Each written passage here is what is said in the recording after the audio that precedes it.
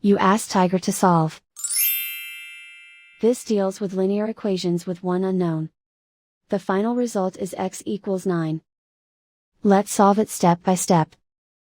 Group all constants on the right side of the equation. Add 576 to both sides.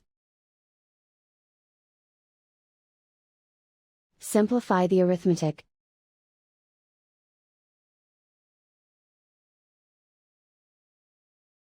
Isolate the x. Divide both sides by 64. Simplify the fraction.